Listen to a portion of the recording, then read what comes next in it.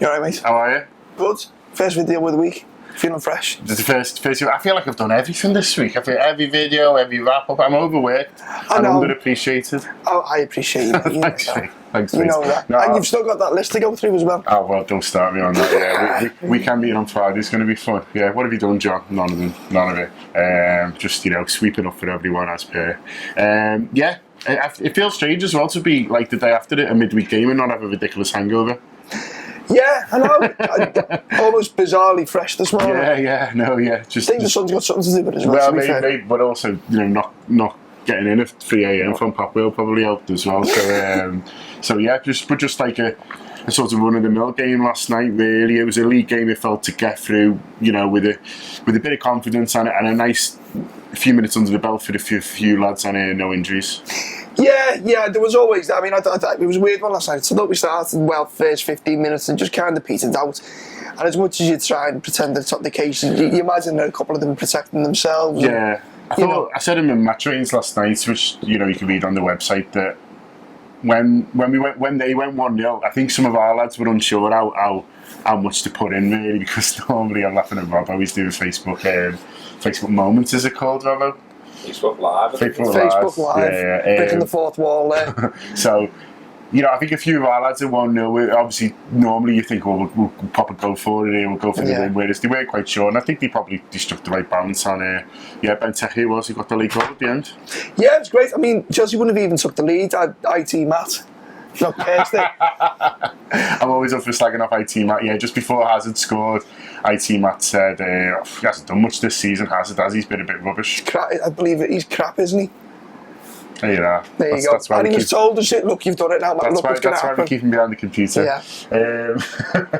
Poor Matt. But yeah, Benteke, another goal from the bench. It's an amazing record now. It's 6 from the bench, which is fantastic. Really, I mean, I think everyone's been a little bit disappointed with Benteke and his general contribution, and how he hasn't really managed to settle or fit in with the team. But you can't really argue with 6 goals from the bench, and it makes him a bit of an asset going into next week, doesn't it? A little bit of a plan B. Yeah, I mean, that's what he gives you. He's not a like for like. It's been a couple of times over the fuse. I think we mentioned it last week, where the striker on the bench was just kind of like a less, a version of basically not as good as the fella who was replacing. Whereas Benteke is a completely different animal to Daniel Sturridge or with Coutinho. If you play Coutinho or Firmino, it's definitely a different option. And you know what? But if you've been run ragged by them all game, and then with 10 to go, you've got a massive Belgian coming on who's quite handy in the air. Yeah. No, it's a good team. And also I think it speaks well of his mentality, because he's had some criticism, and I've slagged him off as well, where he's not particularly looked interested on occasion, but maybe that's one in the eye for him, because he's managed to come off as you said, off the bench motivated and has an impact. So well in, Christian. Well, I'm sure he'll start on Sunday, and so if he gets a goal there, then he does suddenly become an option and someone who the players can give it. You can believe in as well when he comes on. So good luck to someone else who there's a bit of talk he might play Sunday, Sergi Canos, which has come out of nowhere, but it's quite exciting, really. Good for him. Good for him. Yeah, he's had a brilliant season at Brentford. I mean, I follow the lads on loan a little bit. We do the Central League show, the academy show that we do, and he's had a really good season there. And it was interesting because a lot of them come back. When Ojo went out on loan and Danny Ward, and they brought a lot of them back, but Canos stayed there, and that was a lot of it was because he was getting his game, which some of the lads weren't. Ojo had gone out of favour at Wolves, and a lot of was getting his game. But the fact that he's really enjoying it, and he's embraced the club. I was mentioned on the video earlier in the week. They just had the player awards. He won goal of the season. He won community player of the season, which I still don't know what it means, but it sounds pretty cool. And so they got really into him. So I think if you think about how well Ojo's done since coming back, well, Canos is playing regular in the Championship. Exciting player. So why not give him a go on Sunday? I've got an excuse to tell you something about him now as well. I had a couple of messages off the chairman, Matthew Benham. Oh, right. Yeah, didn't realise he followed me. I went, well, Matthew didn't realise you followed me. And went, yeah. So look after Sergi. And he said, he's been absolutely fantastic. We love him. We love his character. And Benham famously takes a really scientific, analytical approach. Yeah. Doesn't suffer fools. And he thinks he's Premiership quality. Well, there you are. Well, hopefully we'll all see on Sunday. Yeah. I'm looking forward to it, whether it's on the bench or starting. Just throw him in and see what he's like. Are you going? No, I'm not going to West Brom. I've sort of committed to doing all 38 games next season. I'm going to try and do every single league game. And so I sort of thought, well, I'll maybe I'll maybe not do the last couple of aways, so I'm chomping in the bit next year. So and actually spend some time with your wife. Well, exactly, yeah. So, but we're gonna have to try and watch it somewhere so we can do the scores, and it's not gonna be on telly, is it? So, we'll see. Speaking of games on the telly, seamless. BT telling Sports. you, yes, mate. Yeah. Yes, mate. Freeview, YouTube, BT Sport, the lot, free to everyone. UEFA Cup final. They're doing the Champions League final as well, but who's asked about that? Yeah, great gesture for them. Interesting from an IT geek background and how they're going to handle it, because I think the demand for it's going to be absolutely huge. Yeah. But no, great, fantastic PR for them as well.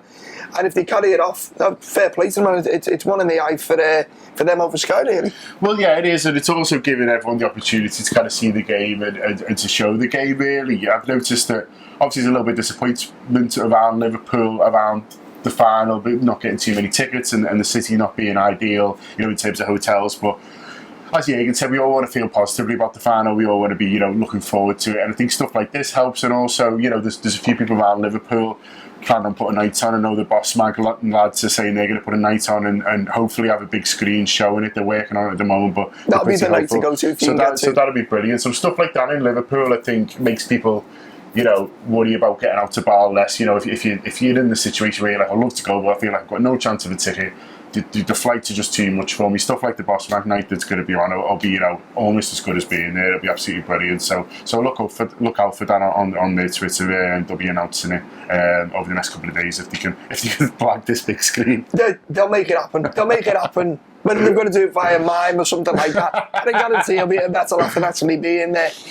On the UEFA Cup final, we've had some heavyweight political support. Your old mate? Oh, Gordon. Gordon Brown? Yeah, family friend Gordon. Rings me all the time, sometimes when I'm at the match. Is that true?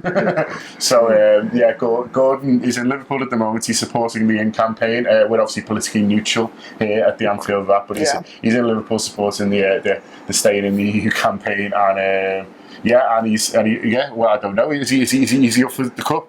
He's back Liverpool for it. Well, he's solidly back Liverpool for it. Talk about politics and imperialism and Tories and stuff. The Stormtroopers.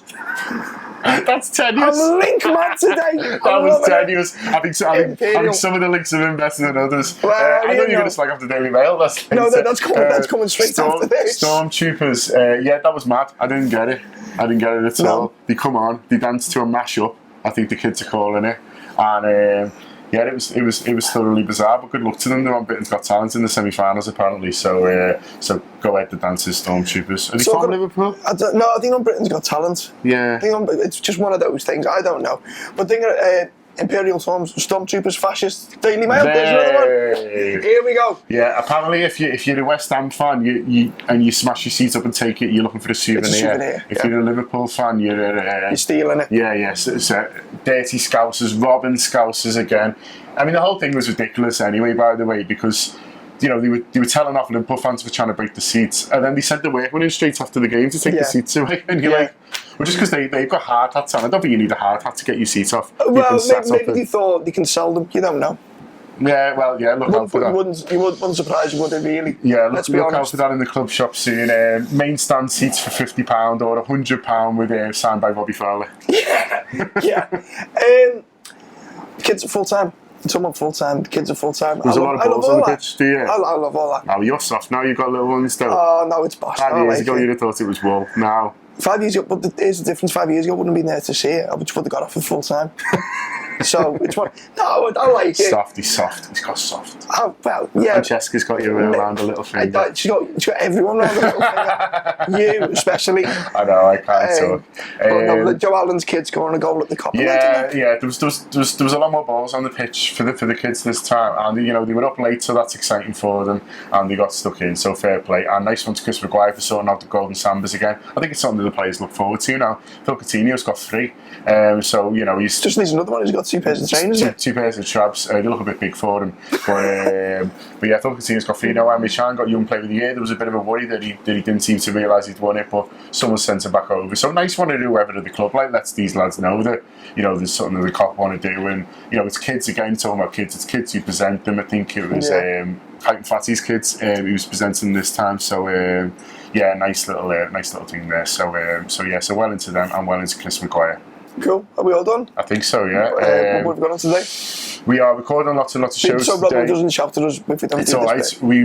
We're recording Unwrap today. That's going to be out about 7 o'clock, and we're also live on City Talk today. That's at 6:30. That's going to be a little bit with Jamie Kenner talking about a few arrangements about next week and a few stuff about the ticketing. Jamie Kenner from SOS, of course, so that'd be really interesting. I think Tony Badderton on that as well, just talking about next week and some things around arrangements and kind of fan behaviour and things like that. So that'd be really good. And then you've also got Sean Rogers in doing a bit of a Tuesday review on a Thursday about the game last night. So it's going to be a great City Talk show, and then we'll obviously be putting that out for free too. Brilliant. See you later.